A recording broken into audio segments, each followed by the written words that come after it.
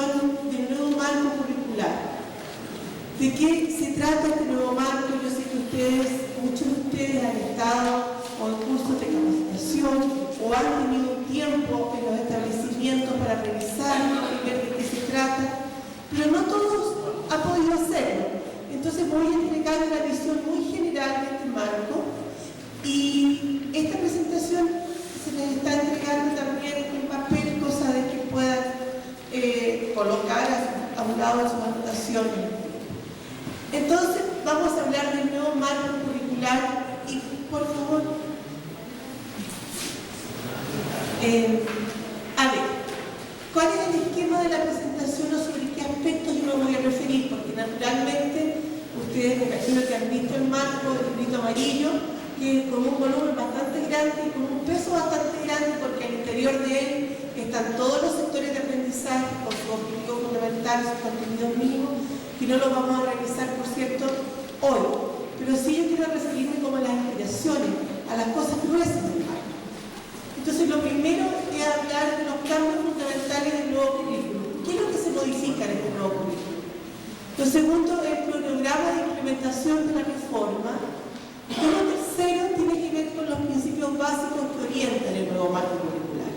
De manera que esos son los tres focos a los cuales yo me quiero referir. Y, bueno, vamos a ver. Quizás, digamos, lo más importante en consultas previas. Aquí veo algunas caras que somos de los más viejitos en educación de adultos, que han estado participando en una serie de consultas que se hicieron a partir del año 2000. Entonces, uno de los temas fuertes que surgía en esta consulta es cómo establecer mayor aproximación en la educación de adultos al mundo laboral. De tal manera que, por eso, por un lado, se acentúa, o sea, hay más horas de clase en la formación general, en la educación básica y media, pero ¿qué es lo que se hace? Hay una formación opcional de oficio a partir del segundo nivel básico, la educación técnico profesional, en la educación media también tiene más horas de clase, y hay una oferta de formación diferenciada en educación media, en profundización del lenguaje, comunicación, matemática, inglés, filosofía, artes visuales y música. A ver, quiero referirme un poco a esto. Uno de los temas que nosotros veíamos claro, se pide la acentuación en la formación para el trabajo, por lo tanto, se abren, digamos, los oficios desde el segundo nivel de básica. Pero a su vez también, en muchas de las consultas que hicimos, en muchas de las conversaciones que tuvimos y en las cosas que nosotros observamos, la idea era cómo hacer, si hay una palabra que describe la educación de adultos, sin duda, y yo creo que estamos todos de acuerdo en ello, es la palabra heterogeneidad. O sea, efectivamente en la educación de adultos llegan desde niños muy jóvenes, de sectores recientes del sistema educativo, hasta señoras ya con sus buenos años que en realidad lo que quieren es aprender a leer y escribir y acaso algún tipo de oficio. Entonces tenemos una diversidad gigantesca, no solamente en cuanto a edades, en cuanto a expectativas, en cuanto a lugares desde los cuales se está estableciendo la oferta educativa.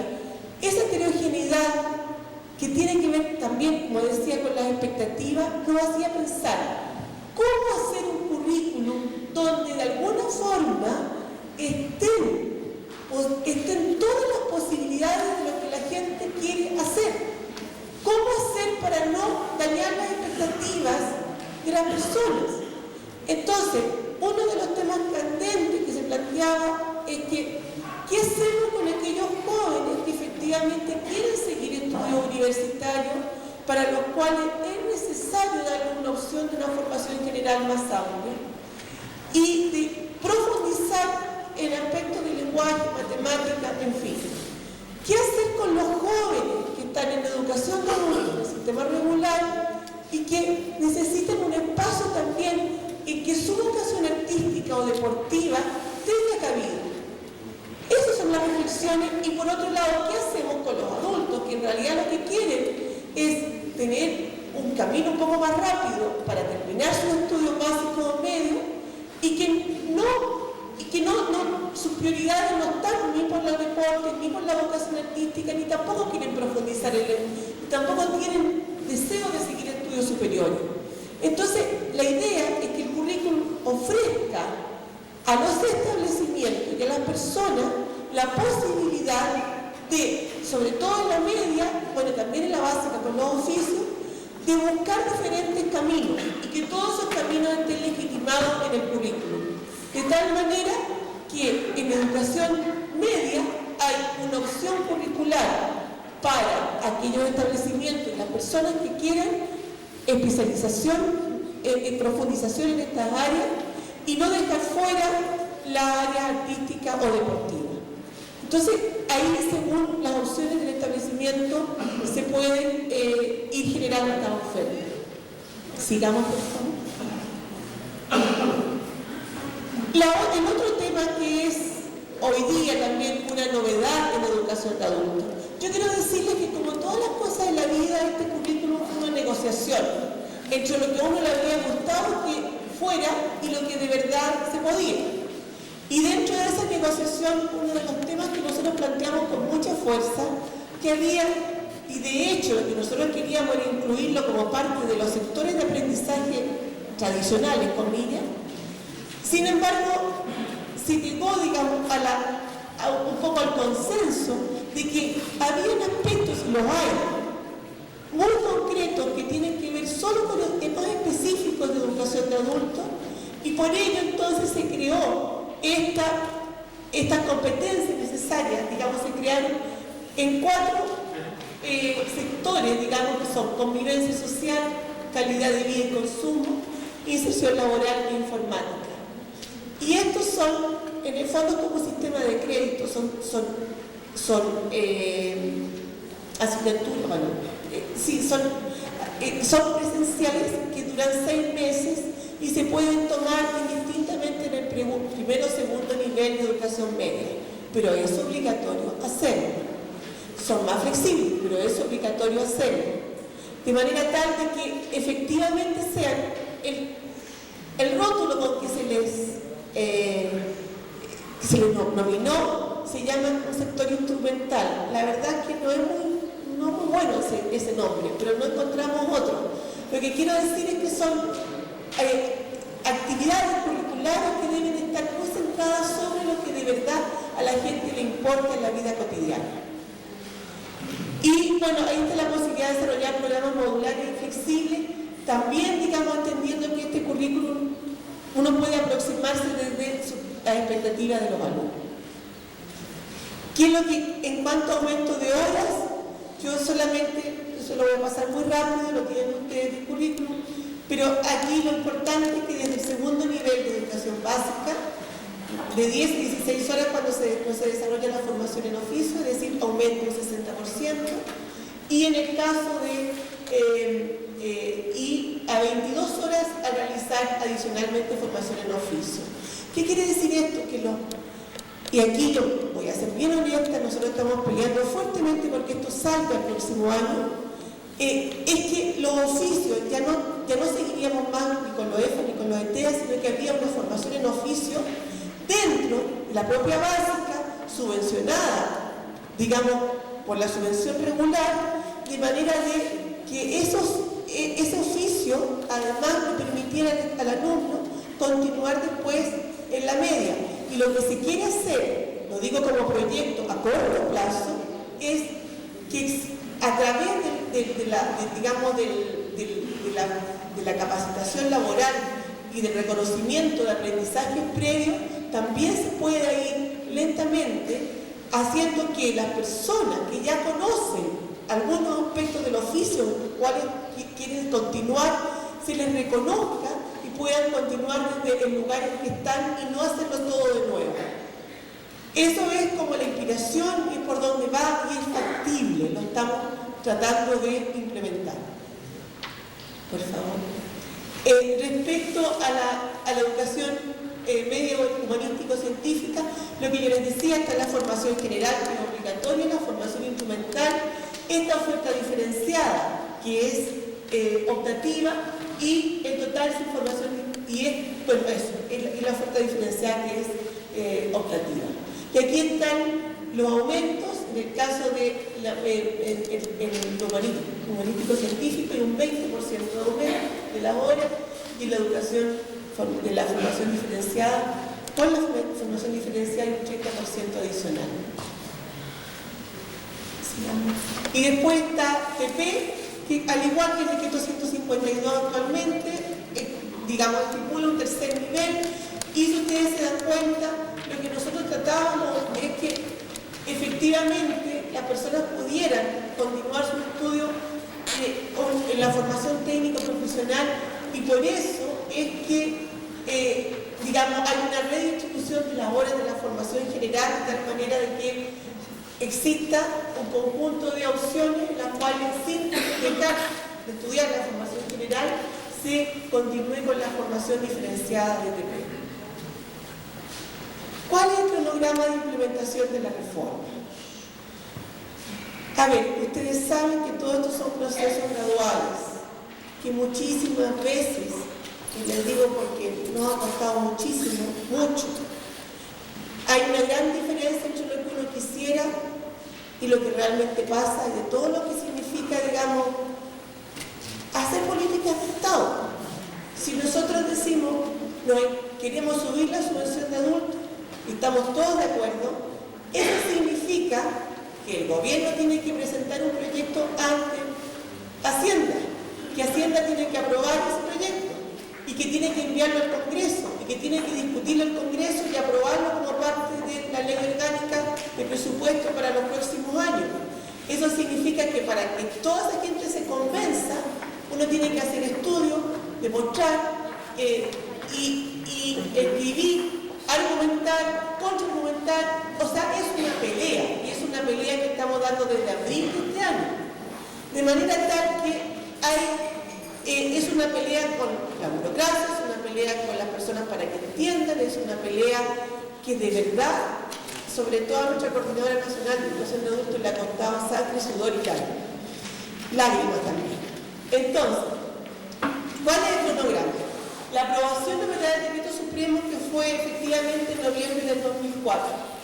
La elaboración de los programas se hizo, la presentamos al Consejo Superior hace 3 meses. El Consejo Superior recién está discutiendo.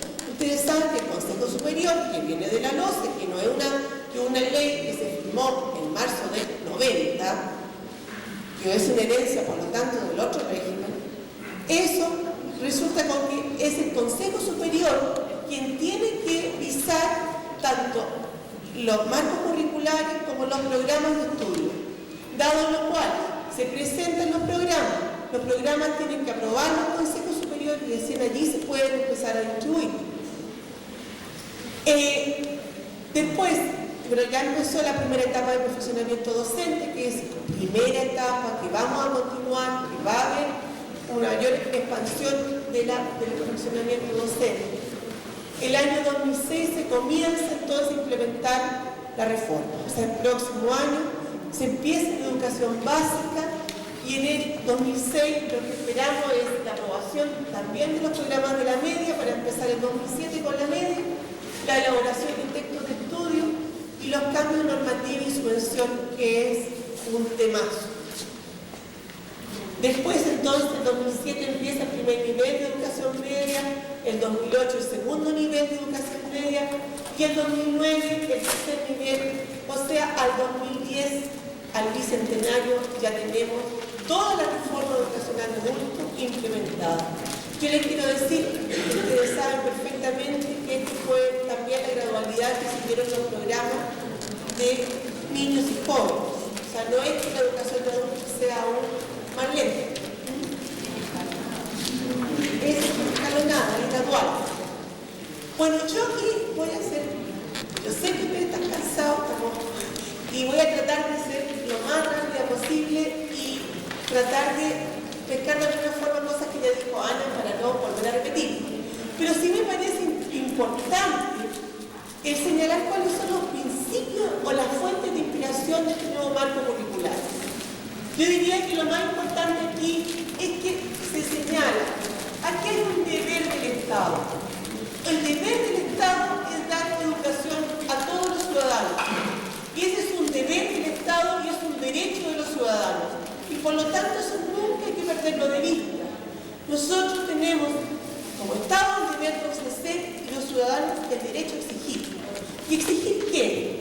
A que se dé una educación que sea, que realmente una educación de calidad, que sin excepción contribuya a que cada hombre y cada mujer se desarrolle como persona libre y socialmente responsable, a la vez que competente en los ámbitos de ciudadanía y de trabajo.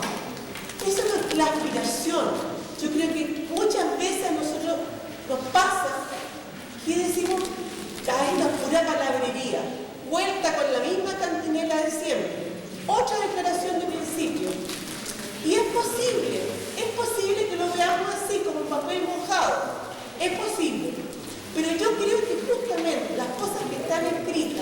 las que están en una ley, si las vemos como papel mojado, van a ser siempre papel mojado. Si les vamos haciendo nuestras, si las vamos internalizando, si las vamos haciendo como parte de lo que de verdad queremos, como inspiración, como aspiración, es posible que de verdad cobren sentido. De manera tal que a mí me parece que todas las primeras páginas del marco curricular deben hacernos reflexionar, porque detrás de ella está la intención de lo que se quiere hacer como reforma de educación de adultos. Aquí digamos entonces que el otro tema, decimos que es un deber y es un derecho, pero también tiene que, en ese derecho, ¿qué es lo que se tiene que proveer? Conocimiento, habilidades y actitudes. Ya vamos a ver un poco esas diferencias. Quizás son las tres patitas fundamentales de todo proceso educativo: conocer, desarrollar habilidades y fomentar determinadas actitudes. Aquí hay un tema súper complejo. Educación de adultos ya está un poquito cansada de ser pariente pobre dentro del sistema educativo. Esta visión, a menudo, de la cual nosotros también hemos sido culpables, y yo me señalo porque también he hecho 10 años de alfabetización en diversos lugares y he estado en varios procesos educativos con adultos. Y al final, uno, ¿qué es lo que hace? Yo creo que hay una tendencia que ha sido nefasta en la educación de adultos, que es: pobrecito, hizo tanto esfuerzo, qué pena que está aquí, y le retribuyo calificándolo de forma muy generosa, o pensando o partiendo de la base de que siempre las personas de educación de adultos están desfavorecidas y yo tengo que compensar, hacer una educación, como se ha dicho muchas veces, compensatoria, que residual, o sea, que reponga aquello que cuando niño no se pudo hacer. Y yo creo que eso es un flaco favor.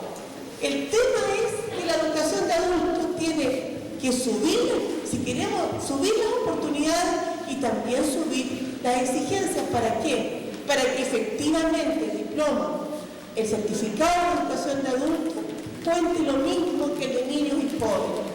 Es decir, el tema es que ya sabemos que a lo mejor la situación de ingreso no es la misma, que a lo mejor efectivamente hay una desventaja en los adultos porque tienen que trabajar, porque tienen que mantener una familia, porque tienen, en fin, pero sin embargo, también es cierto que esas personas tienen que tener las mismas oportunidades de llegar a un nivel de conocimiento que les permita efectivamente hacer frente a sus desafíos personales. No hay cosa más frustrante para un adulto que una vez que saca su certificado se encuentra con las mismas trabas y las mismas complicaciones que tenía antes de hacer un proceso educativo. La gente también reconoce que cuando se exigen las cosas también tienen mayor valor. Desde ese punto de vista hay un tema que yo sé que se va a colocar en todo el proceso de reforma, que efectivamente el librito amarillo es grueso porque además tiene mucho contenido y sabemos que el nivel de exigencia quizás es bastante alto. El punto es que es un punto de llegada que también tenemos que tratar de llegar a él. Sigamos. Y el tema de la educación permanente, que ya Ana Tania se refirió suficientemente a esto, pero que no nos podemos olvidar que sobre todo la educación de adultos está en el centro de todo lo que significa la educación permanente. Si nosotros somos los que deberíamos ser el motor, porque es en la educación de adultos donde de verdad se puede encontrar las nuevas oportunidades para las personas, para los casi 50% de personas chilenas entre 15 y 65 años que no han completado sus estudios básicos o medios. Bueno, y además el otro tema que está también dentro de la reforma curricular es la posibilidad que da a través de los proyectos institucionales de los establecimientos de realizar vínculos comunitarios. Sigamos. A ver, al igual que la reforma curricular de niños y jóvenes, aquí también tenemos los objetivos fundamentales que son verticales, transversales y los contenidos mínimos obligatorios. Aquí yo quisiera decir que quizás, al igual que pasa con las introducciones de los temas, uno quizás como los objetivos fundamentales se ven como algo, uno va, al tiro dicen los contenidos, nada más. Y no hay una reflexión previa acerca de los objetivos. Yo creo que, honestamente, cuando uno mira los objetivos, se da cuenta que son fundamentales también para leer esos contenidos. Muchas veces se piensa que hay una cantidad de contenido gigantesca. Si uno vuelve los objetivos, se da cuenta que a lo mejor efectivamente hay mucho contenido enunciado, pero que la orientación, la forma en que se están viendo, la forma en que se quieren construir, hacen que en realidad los contenidos que se seleccionan son los que son vitales para que se pueda aprobar de un año a otro.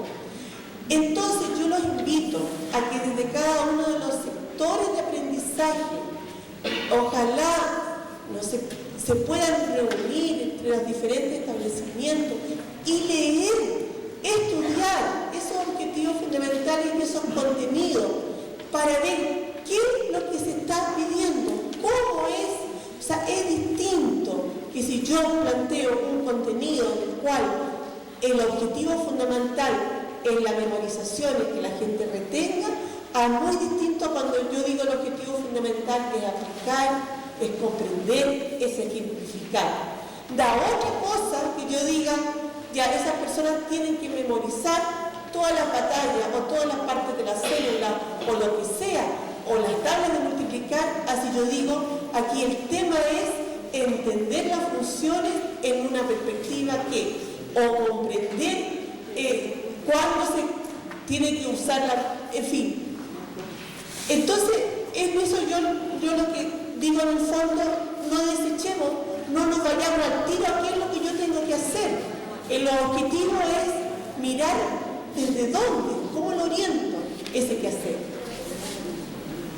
Bueno, los contenidos, aquí también, contenidos mínimos obligatorios son los conocimientos específicos y prácticas para lograr habilidades y actitudes. Sigamos. Y aquí, tomando un poco lo que se ponía antes, el conocimiento. El conocimiento en el currículum se entiende o se desglosa, se señala que hay que distinguir entre el conocimiento como información y el conocimiento como entendimiento, como integración y como análisis. ¿Por qué? Conocimiento como información, ¿qué es lo que nos pasa? Yo creo que sí, evidentemente en nuestras clases es importante, es muy importante que las personas se informen. O sea, no podemos pensar de que vamos a hacer comprensión sin información. Evidentemente que si yo quiero, por ejemplo, hacer comprender que Chile es un país muy joven, que solamente tiene 200 años, a mis alumnos, en relación con los otros países de Europa o otros países, lo importante allí es que efectivamente existe una información. Tiene que haber información de qué fue la colonia, qué fue la conquista, qué fue la independencia. Pero también tiene que haber comprensión. O sea, no estamos diciendo no hay que memorizar hechos, no hay que pensar que haya que desechar la memorización. No, hay que memorizar, informarse, pero también para comprender, para entender que finalmente lo que va a ser parte de nuestra pilares, digamos, educativos para adelante. Bueno, después está, digamos, dentro del mismo, la otra noción que está dentro del marco curricular es la capacidad de desempeño, de realización de procedimientos que deben adquirir y desarrollar los alumnos y alumnas en su proceso de aprendizaje. O sea, tenemos conocimientos, habilidades o procedimientos y después las actitudes que vienen más adelante, que tienen que ver con los componentes afectivos, cognitivos y valóricos. ¿Se acuerdan que en el inicio habíamos colocado estos tres ámbitos? Conocimiento, procedimiento y actitudes.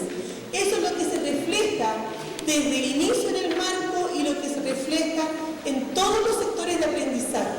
Son estas tres, este trinomio, digamos, este triángulo que va a estar siempre acompañando a todo el marco curricular. Finalmente, yo quisiera decir que la educación, la noción que hay de proceso de enseñanza-aprendizaje dentro del marco tiene que ver con la educación debe considerar los diversos esferas en que se desarrolla la vida de los adultos, de modo que el proceso de enseñanza-aprendizaje se conecte con su realidad, necesidades y exigencias. Y esta es, yo creo, la clave. Yo diría que no es solo de la educación de adultos, es la clave de la educación. ¿Cómo hacer para conectar, para que las cosas tengan sentido, para que la gente sienta que estar en ese proceso educativo le hace sentir mejor, le hace entender mejor, le hace sentirse mejor como persona y le hace sentir mejor sus capacidades para enfrentar el mundo? De manera tal que yo creo que el gran desafío para nosotros, educadores de adultos, es cómo hacer un proceso exigente, motivador, que a su vez le encaje en la vida, en la trama de necesidades que las personas tienen. Esa es la propuesta que hay dentro de este marco curricular, propuesta que, insisto, es un proceso en construcción al cual le debemos todavía mucho tiempo, mucha conversación, pero sobre el cual ya hemos avanzado. Hay un piso desde el cual conversar. Muchas gracias.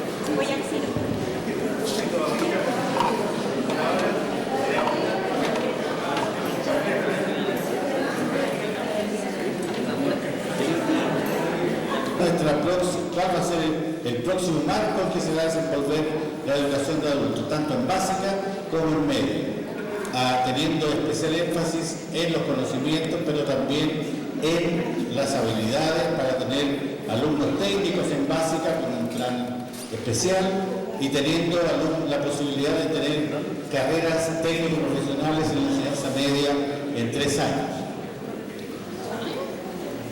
Ahora ya vamos acercándonos a los problemas reales.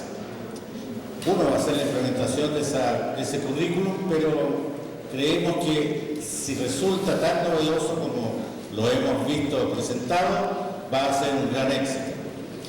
Ahora yo quiero dejar con ustedes, y para que sigamos considerando todos los aspectos que involucran a este tipo de educación que nosotros queremos tanto y que deseamos mantener en el tiempo, queremos escuchar la visión que tiene nuestro jefe, don Alonso Modena, director de Educación de la Ilustre Municipalidad del Bosque, a quien saludamos con mucho cariño como siempre.